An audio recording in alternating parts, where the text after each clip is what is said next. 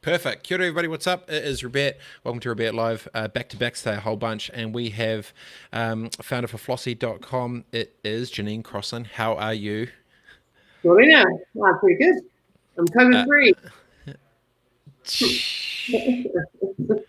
Your Facebook, your videos, your documentation of your journey over the last month has been stuffed.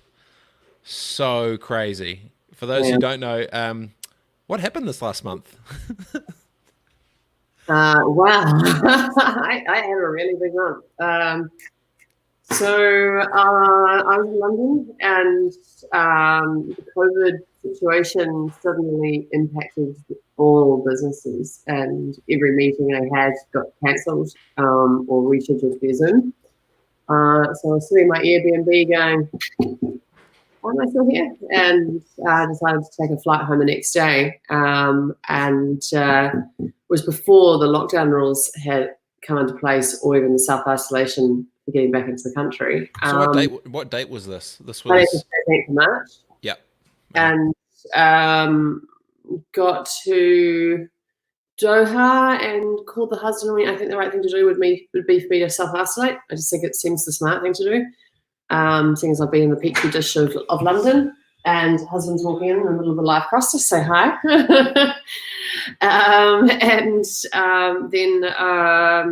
So I drove straight to the Coromandel because we've got a little hut and back to the beach down there. And I was there 24 hours, and then I started to get sick. Thought I was probably just jet lagged and quite anxious because suddenly the world was imploding around me. Then the health line, when I finally was able to get through to them, said, right, you need to get out of isolation where you are, because I was so isolated. I was in the middle of nowhere. And made my way back up to Auckland. Husband hired a camper van, put it in the driveway, and I stayed in there and then got a test. First test back positive. As patient number 37. Did they do the nose thing? Is that how they did it? Yeah, it's not very comfortable. It's pretty unpleasant. Next day I ended up in hospital. I had 3 nights in hospital. And then I was at home. I think another week went by, 10 days.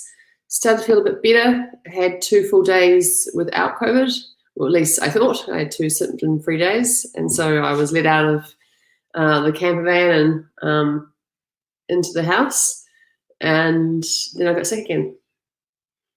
I got a bounce back. What were the symptoms? Second time round wasn't as bad as the first. So first time round, sore throat, mega headache, and the cough was just out of control, breathless, really struggling to get enough air in. But I was fine. My oxygen levels were okay. They just kept me in hospital because that cough was it was pretty insane. It was making me pee myself and vomit. So right up there was nice. I call it the over 40s COVID. Yourself as you cough too much. And then the second time round, it was migraines and the cough, but not the throat side. Same test? Same test. Yeah, I had 3 tests. So it went and came back, or you had it the whole time and just the symptoms changed or whatever? Yeah. There's a bounce back. About 10% of people can get it again. So this whole idea of you've got immunity is still currently along the lines of bullshit. Nobody knows. We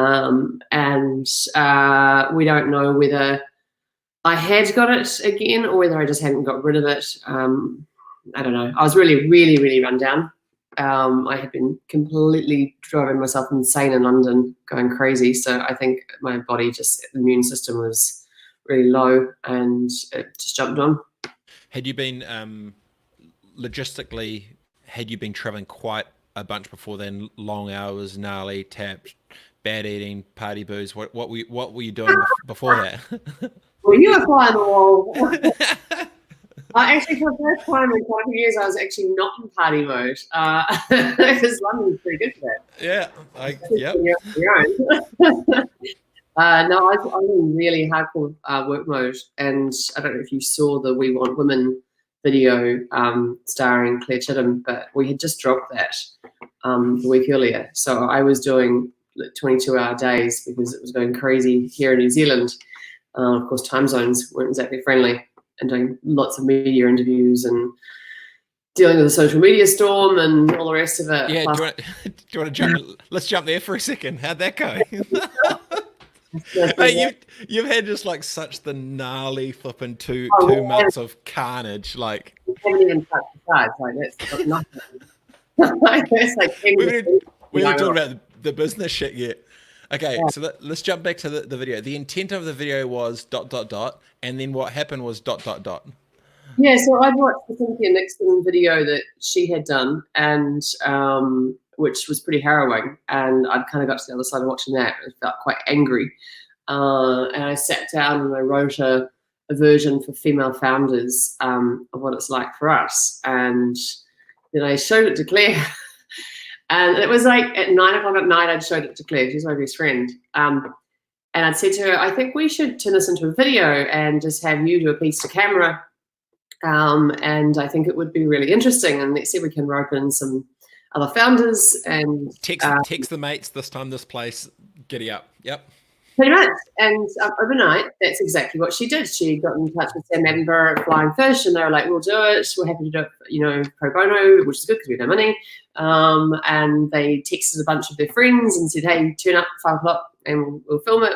So by the time I got back out of bed the next morning, I was like, all this was underway. And I was like, holy shit. Too fast, Claire, too fast. When I say too fast, that's saying quite a lot because I go quite fast. And so we did it. And first version was just stunning. I was so blown away by just how beautiful it was, and it went viral very, very quickly. I couldn't tell you how many views it's had because it's just been picked up and sent in so many different directions and different versions of it. So it was crazy. And then the next day, we realised that we hadn't been as inclusive as we would have liked to have been. And it wasn't from lack of intent. Lots of people have been asked, but because it had been such a short turnaround, not everybody we'd asked had turned up. And so what we got was what we got. But it became one of those things that suddenly changed because everyone thought it was a video that had been corporately cast and considered, and it was like none of those things had happened. There was no money. It wasn't an ad. It was a poem being read, but we decided to wear that and took it on the chin and said, you know what, we can do better, and I think we should. And if that's how we want men to act when they're called out for not being inclusive, then we should be doing it too. And so we turned around and did a reshoot and pulled in some really amazing women. I got to meet people I, to be honest, hadn't heard of before. They went into my circle. So I was really lucky to do that.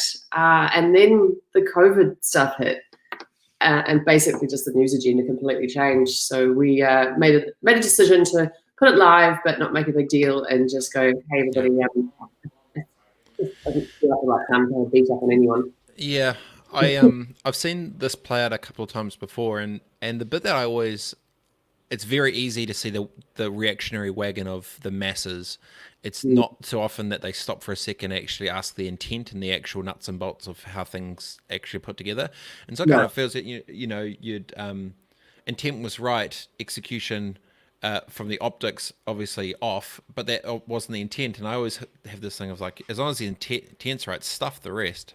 Like I'm like really kind of non-emotive about it because I know what the intent was. But in saying that, when there is platform, it comes with almost a greater sense of like, well, it's this weird funky thing of like privilege and responsibility.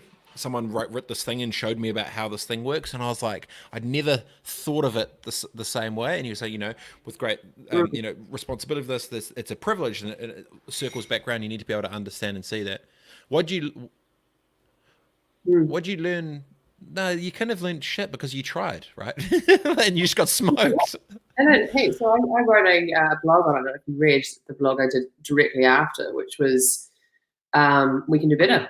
And someone schooled me on it. Someone said, hang on a minute, you don't get to go, we invited lots of people and they just didn't turn up. That's what guys say to women all the time when it comes to speaking on panels or seminars. We go, oh, look, there's 99% men and no women. But we ask lots of women. They're called, Cassie Roma calls them manels. The Yeah, nano, yeah. exactly. And Cassie and I talk about that a lot and go, hey, you should try harder. And so, I pushed really hard on that one back to Sam and Claire. I made their life slightly difficult for a couple of days. So, guys, girls, actually, it's really important when we can see it that we do better. And that's okay to admit that. How was the feedback The from that? feedback was phenomenal. I rang because it was actually just one Instagram post on Flying Fish's their Instagram that a bunch of people kind of piled on. It's always the People's Hooper. It's always People's, and she loves doing a good pile on. And that was probably the only one I found really hard because hers was all very much an attack, and whereas everybody else was up for discussion. And one person put it to me: when you see it, it's on you to now increase your circle to ensure that more people are being pulled up with you, because you're all about paying it forward and pulling people up. And increase the circle. I like that. Yeah, and so that's it. Yeah. And that's the view I took on it too. And lots of people were going, the intent was right. You don't need to. I'm like, no, we do. This is what we have to do, and we will do this. And it will be hard, it will be frustrating, and it'll be lots of things. But you know what? It's going to be beautiful. Because that's the danger when it's the personal view, but potentially if there's not naivety or lack of double thought around the fact that you're actually a platform with the voice that you have. That's the danger, right? That's when it can get kind of tricky to navigate and balance that. So in some ways, it probably makes you elevate out to see how you actually perceived in the actual impact, and obviously that the Rolodex of who you can pull and call. So, but kind of good learnings. But so, I was asleep. And it was literally Sam and Claire asking out all their friends whether they could come along. And they asked lots of different people, and lots of different people couldn't make it because it was a very short turnaround sort of thing. And it was meant for founders. It wasn't meant for every woman. However, what changed for us once that went live is that every woman watched it and recognized something in their own careers. So it really didn't necessarily have a lot to do with founders in the end. And that was where we had to realize that it had changed shape, and we had to keep up with that. Yeah, to pivot radically with speed. Yeah. So you basically had PR good intent / mini gong show into global travel, totally tapped commercial work, into self-entrapment in a camper van, into hospital twice with the old case of the old COVID-19, all in 2 months. Yeah, we haven't even got touched the sides on what work was like. Yes, so let's go there. So for those who don't know, maybe give a quick little context to the actual I guess business or commercial sides of what you're involved with. Yeah, sure. So Powered by Flossie is a software company, and we work with large network partners in the United Kingdom who have massive salon networks, and they're able to take our software and help many thousands of salons utilize our software as a way to make bookings easier. So it was a pivot out of Flossie.com in New Zealand, where we have our marketplace, which is purely a testing marketplace for us. We don't use it for any revenue gain or anything else. And that software now powers up some of the biggest networks in the world, which is pretty cool. Which I spent 3 years bloody hard work getting those across the line. And we were just at the absolute perfect moment where we'd finally found the investment that we needed up there, which was really, really hard graft doing capital raising in London as a total unknown entity. So I just finished doing that. We've got some in due diligence, which is fantastic, and all the networks are on board. We're just about to go live with the first one, and then all the hair salons closed with COVID. However, we're sitting in a pretty good position for digitizing an entire network, and so our partners, if anything, are going the opposite. They're going fast and not slow, because the world will change up the other side of this. Has changed, and how we treat going to the hair salon is going to change quite substantially. There's going to be a need for a lot more transparency around hygiene and best practice. This is a really unregulated market like that. So our tools can help give customers ease so they're in good hands, because my personal belief is that people's bubbles will kind of not really break. We'll just expand some people into it. Trust is going to change, and so we're going hard on that. But now I have to do it from here as opposed to from in London. At least you're not on the camper van again. But I was going to ask you about that because obviously when it came down that the lockdown was going to come in place and obviously different parts of the world was going at different sort of timings, the second it jumped up to go to where it would be shutdown mode, services like that, it's something which you can't really take virtual overnight, right? So talk me through like the thinking of those in the industry when that was going to happen.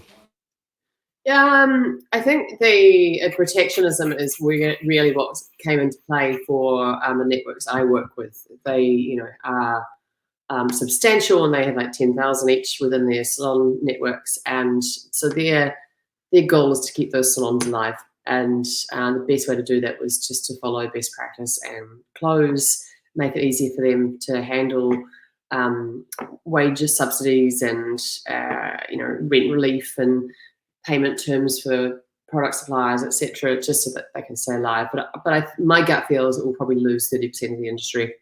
Oh, It's inevitable. just the cash flow that they can't see to the other side of rent and payments and whatever might be in the bank, or We're going to have a couple of months of revenue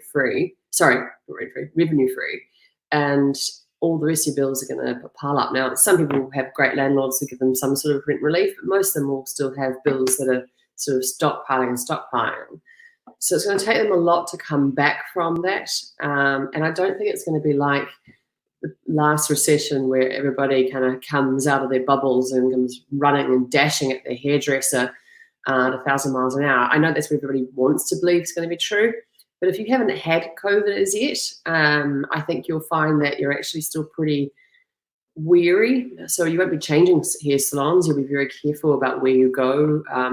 I think a lot of services that are in your face will change. So things like lashes and brows and all those kind of really close up things might suffer quite a lot. I think nail places are going to get absolutely hammered. I think a lot of people will just go, I'm not doing my nails anymore. So hygiene standards are going to be really crucial. Here, inevitably does well because people are vain enough to go, this lovely patch of grey. a lovely patch of nothing. Yeah.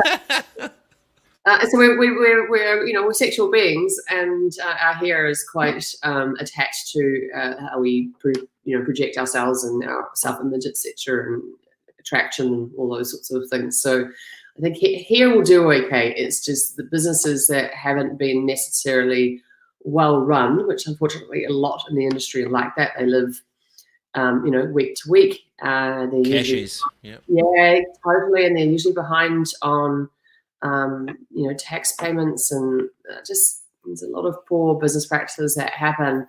But even the really, really well-run ones are hurting right now. They're trying to keep their teams together, but they're struggling to do so, even with wage subsidies. So, yeah, it's sad, but we will see a big drop off from the bottom. But I also think we'll see quite a lot of rolling up.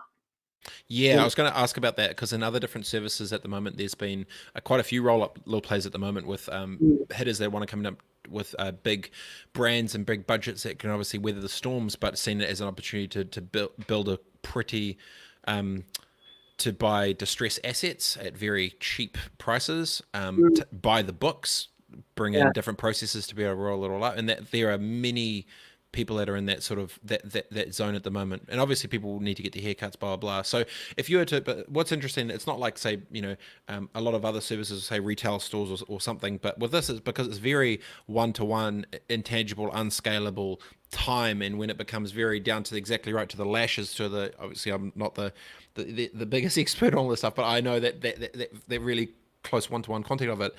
How do you feel that the new, I guess, future of these services will potentially go? Like you ever said, here's one thing, but are we talking like robot cafes, like same it is for coffee, that going to be a similar thing? Is there, you used to talk about hygiene, like what's that next wave that they're thinking about when it comes to the future of that sort of stuff? Where's the headspace of thinking at? Well, I sort of blog on this last week around, I think what's changed is, post last recession, we saw deal sites emerge. And so everybody came out of that broke but needing a haircut, and all the salons were pretty desperate, and so Groupons and Grab Ones all came out of that, and made it feasible for people to go on and get 50% off something, and that allowed them to get what they needed. This time around, I don't think discounting is going to be enough to convince you to go and trial something new or someone new. Because it's a feeling, right? It's a yeah. is it a fear? But yeah, lost trust. Yeah, and it's invisible, which is what's hard to make it. It's intangible, right?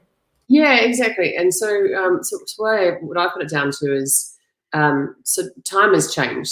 So pre-COVID, we were all going at a crazy, unsustainable pace, right? Bar no one, everybody was in the same boat. Is that all these tools and technology aimed to help us make time go, make them maximize time. So it was all about convenience. How do I get the most out of every single hour to feel like I've achieved? There was such that kind of energy going through. And now I think the currency of time has changed, and where actually who we spend it with is most important.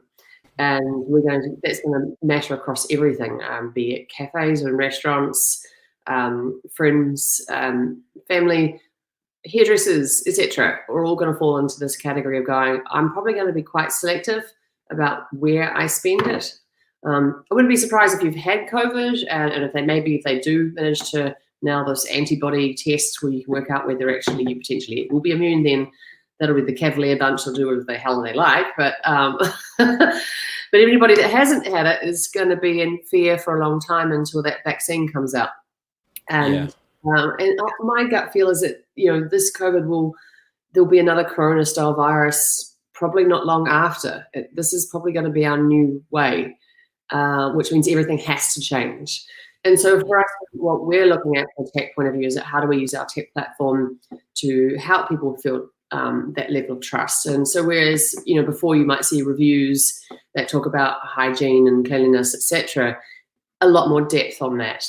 Here are specifically the practices that they take into place. There's completely cashless transactions, that there's no more reception. You won't be asked to wait around to check in or to check out. When you turn up, you're going directly to see the person who will be taking care of you. Here's what their station looks like. Here is their hygiene practices. Here is what their staff sick policies look like. So every single day, staff members check in with their bosses and they symptom check. And if you have even the remote slightest thing or have possibility of being exposed, you don't come to work. I think we'll see the government step in to help with sick pay for that reason, because of course most of our contracts are only 5 days that we're entitled to, so people turn up to work with a cold. That will not be acceptable behaviour.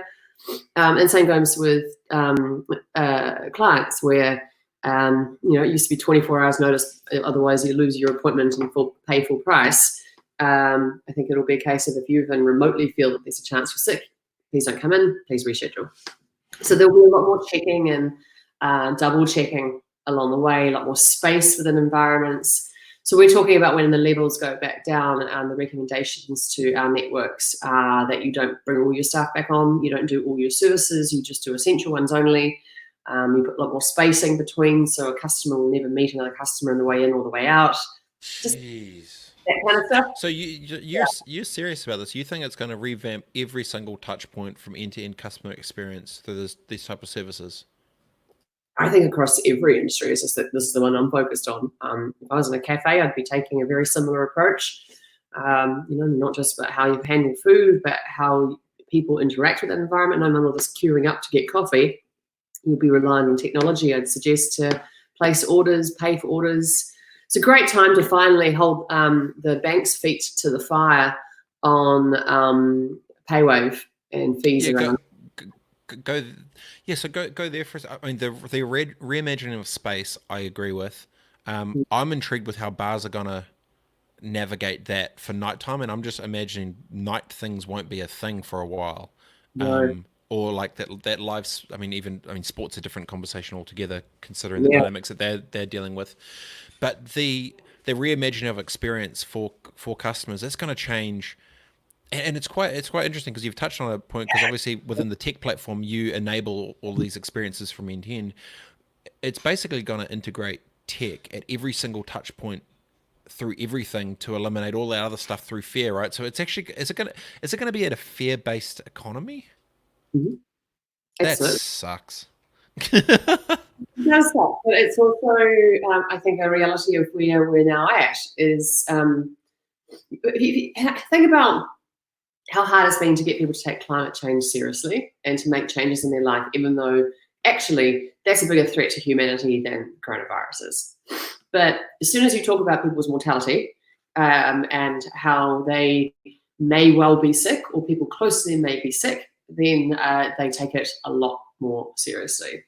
So I just, yeah, I just noticed a question come through about each therapist is certified COVID free. I definitely think we're going to find ourselves in a position where someone will come up with some kind of test that enables us to prove that we are either COVID free currently or have recovered or whatever our health status is.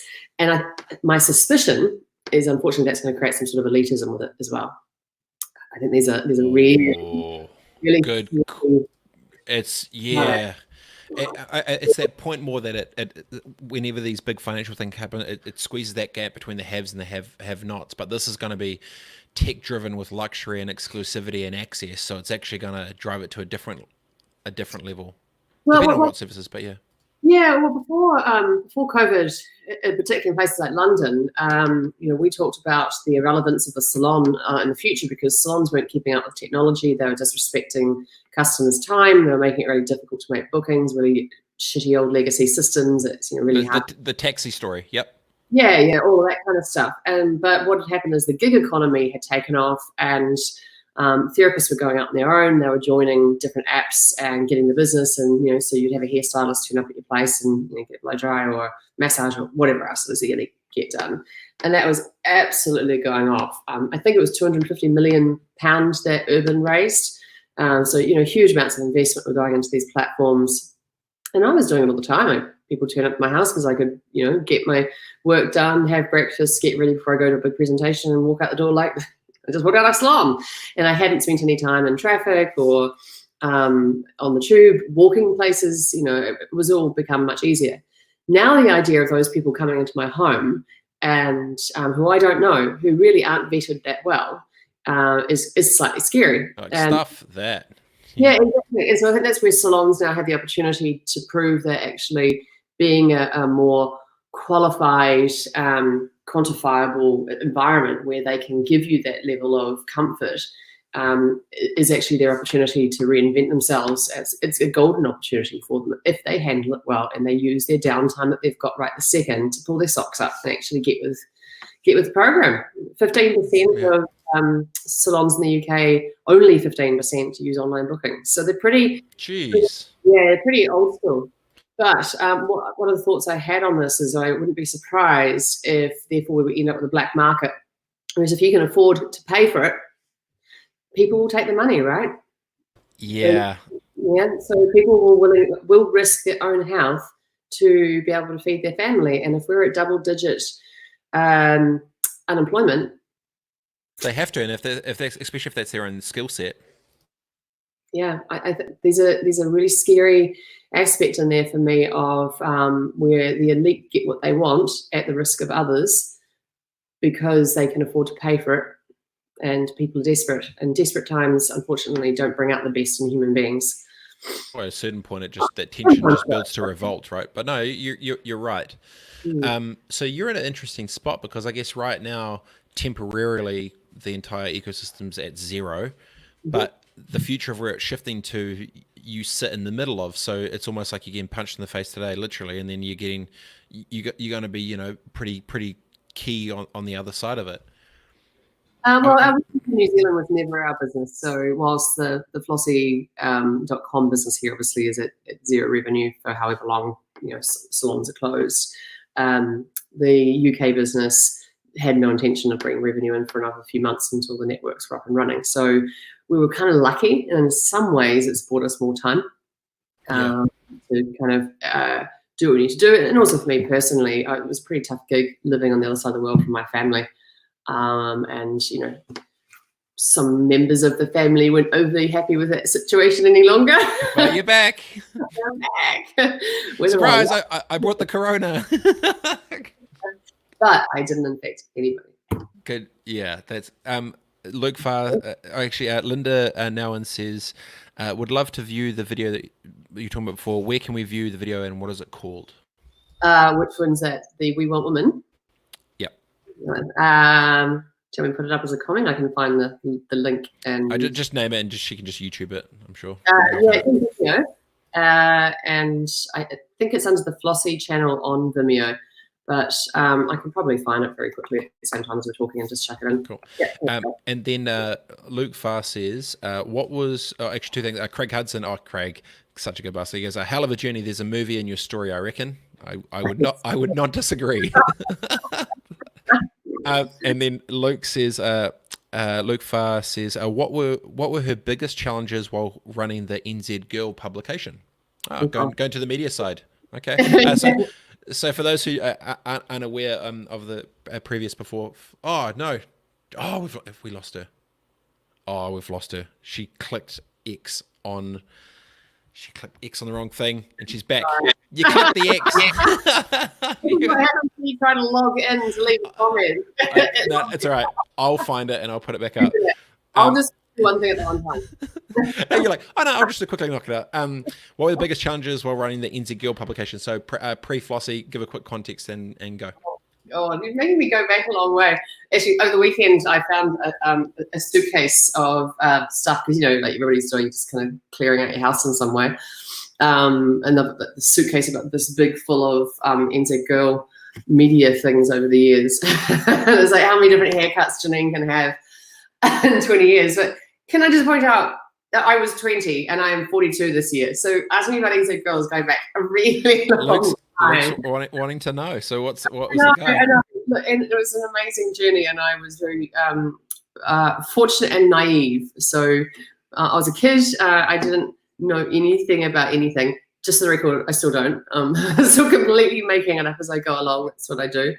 And it was a crazy ride, and it afforded me a huge career opportunity to be in innovation and to be at the face of that, as in being, one of the people who has the opportunity to go and make stuff up and people back me to do so.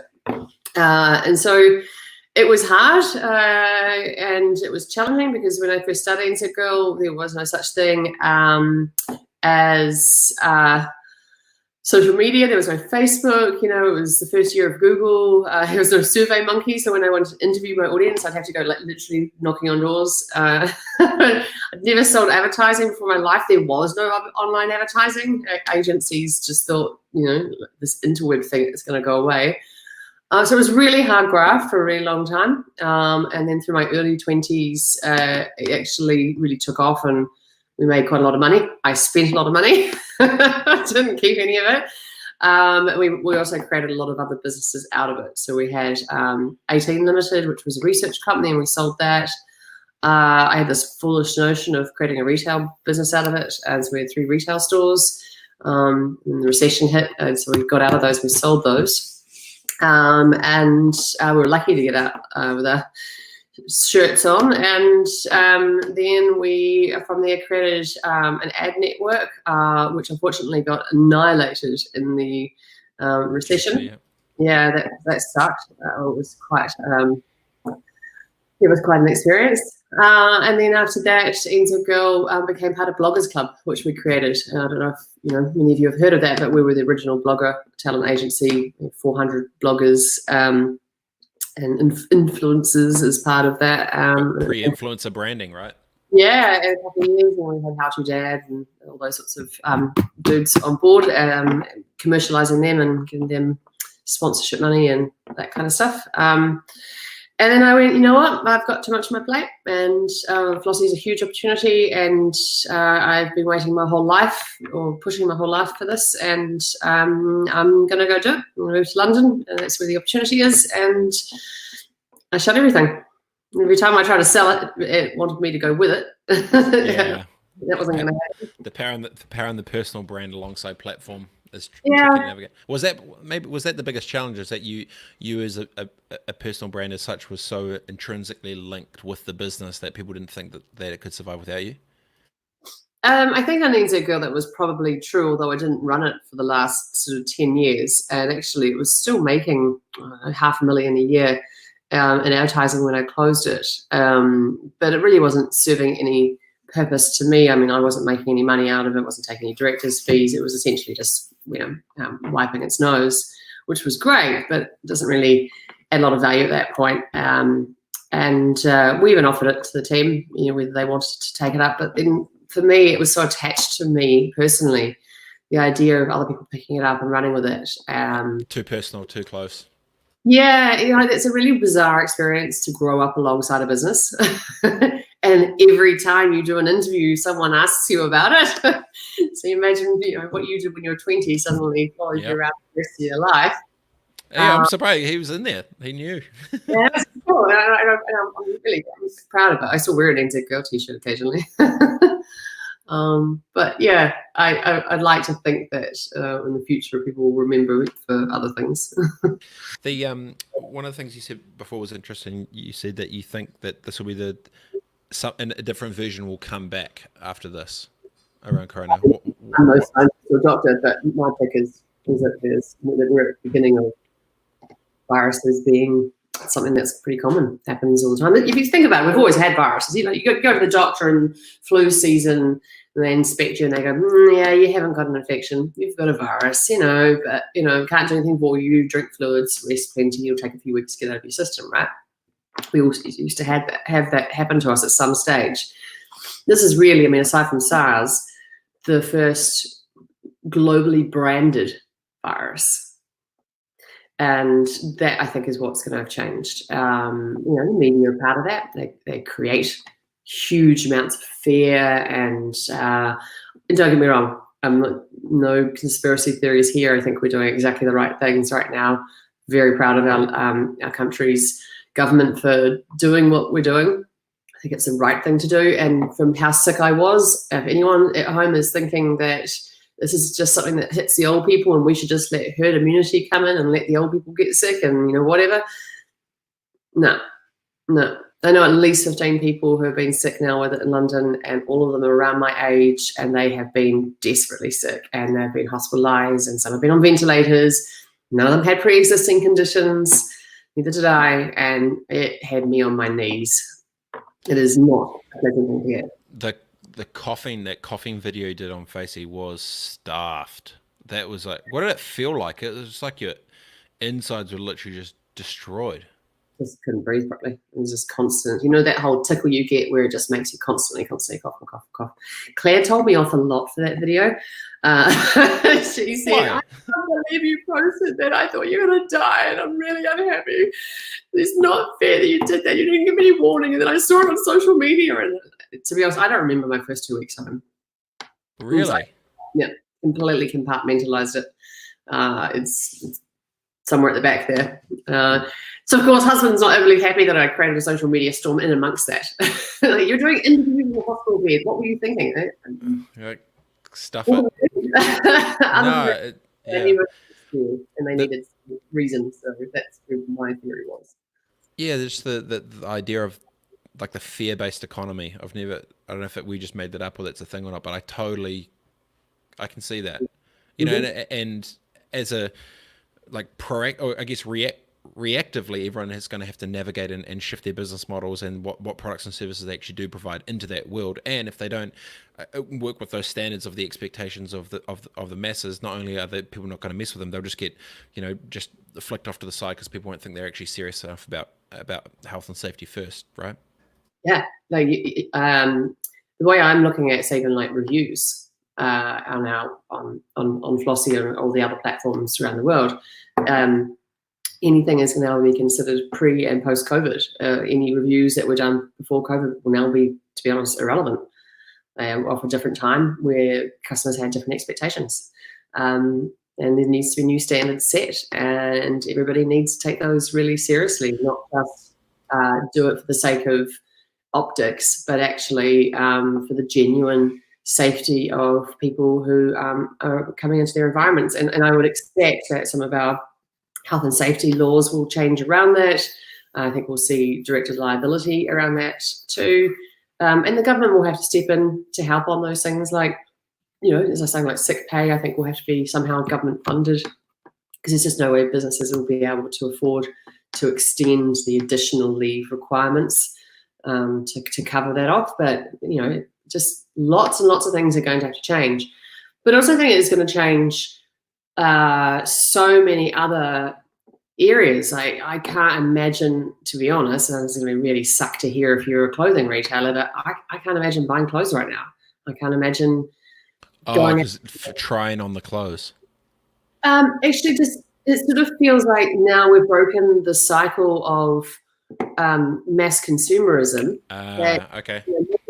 When we're seeing the fact that the Earth is healing, the plane travel has decreased. God, I was the worst offender of the lot. And we know that these were changes that had to happen. Kind of feels a little arrogant to go back to the way that we were doing it as though nothing's changed. I think the minimalism side of it, that's what I was thinking about last little bit, is I think it's going to grow quite rapidly, because people are going to be, I actually don't need that. I actually don't need this. And there's going to be that next layer of questioning in front of it, right?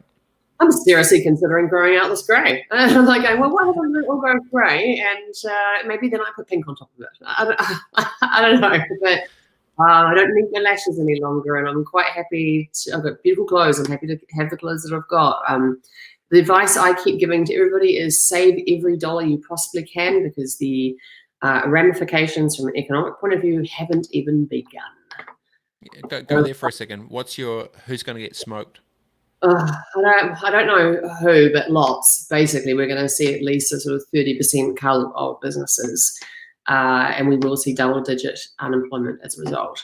There will be some yin and yang in here as well. I think it's about 50,000 people come in on a tourist working visa at the moment, picking grapes and fruit and things like that.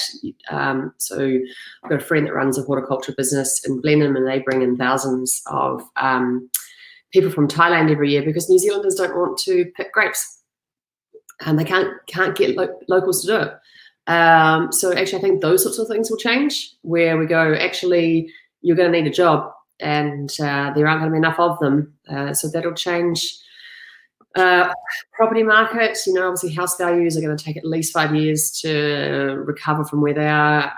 Terrible time to own a property in Queenstown. Obviously, tourism is going to be taking a massive hit. Even domestic tourism, I think, will struggle. People will be very conscious of those bubbles again. This may not go on forever. Once you get to a level of people feeling comfortable that they either have been sick or not going to get sick, complacency naturally will come back through. But my pick, and again, I'm not a scientist, so this is just reckon, which we all hate, is that this won't be the first time. It won't be the last time. We will see more of these sort of health crises coming through, especially now that media brands are seeing it as a way to get huge eyeballs, and there's no doubt about it that they feel massive. Yeah. The branding of this thing's going to win some awards at Cannes. Yeah, exactly. Yeah. It's taking the idea of viral to a whole new level. But actual viral. Yeah. So where to from here for you? Home, safe, sound, reset, body's feeling better, clear and free so far. Where's your headspace? Oh, perfect timing. Get it. Yeah. What's next for you? Well, obviously we've got a lot of work to do. The team are busy reskinning some of the elements within our tools to get them ready for handling these new hygiene practices and giving that sort of confidence. And so we get to showcase that to our network partners this week. So my new life looks like late nights, early mornings to deal with time zones. So I'm going to be napping in the middle of the day. Yep. That's the unfortunate thing of being here versus there. I can't imagine that I will be on a plane anytime soon. I don't think any of us will be for a long while. So my daughter's in France still. but she's in the countryside, so we hope to get her home probably by November. But she's really safe where she is. She's being well looked after, and really lucky for the and grateful for the family who are doing that. So yeah, no, it's just a head down, bum up on getting tools ready to be able to help with the regrowth, as I'm calling it. Yep. Allow people to rebuild their businesses with the right tools to make customers feel really comfortable. And I suspect the model we create in there might be usable for other industries. And I don't know, always open to. If you're building that whole service back-end framework, it's no doubt can copy paste into different verticals. So I'm sure that IP is going to be sitting something pretty. So it's kind of a good space from a tech side, and your family. It may be bad for you having to nap in the daytime with your makeup on, but I'm sure your family's happier because you're home, right? Yeah, too much happier than I'm home. This is the first day I've worn makeup in a month, to be fair. I think I was expecting like this full mask and everything. I was like, no, now that I'm COVID free, yeah, I get to act a little bit differently. And business like London, hang on, where am I?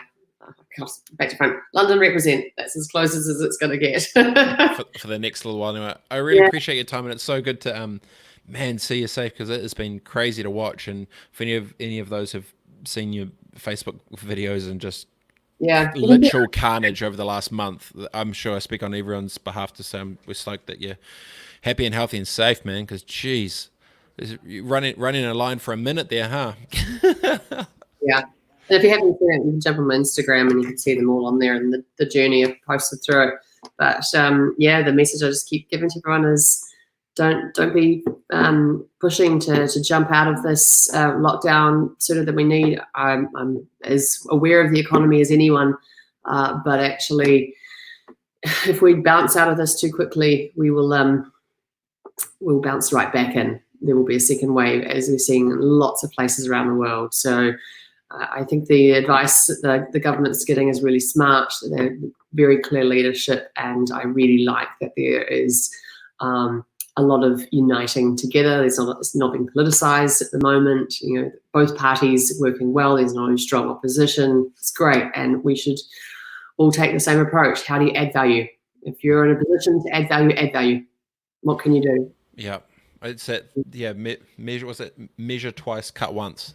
Do it right the first time, or else you get stuck in that second wave, which will cause it even gnarly, because there'll be an uproar if they slip and then have to go into it again, and everyone's just like, now it's July, it's winter, it's cold, it's gonna be a shit show. Yeah, I think we should all expect that we're going to be inside for a few months yet. So. Yeah, appreciate your time. I know I feel honoured that I'm one of the first calls to get makeup from you in the last last month. So well done. No worries.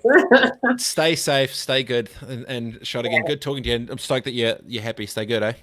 Yeah, thanks. And cheers for having me on. And good day. All right, see you soon. Okay. Later. Bye. Okay. Oh, such a weapon. Jeez, she's had a crazy couple of months. Check her out on Instagram, powered by Flossie. Really interesting insights to the world of service-based businesses, this new fair economy, and the updated hygiene standards, what it's going to mean for commerce, services, and a whole bunch of bits and pieces in between. Pretty solid banter. Shit, she's gnarly. Jeez. All right. See you all soon, team. Stay good. Stay safe. See you soon.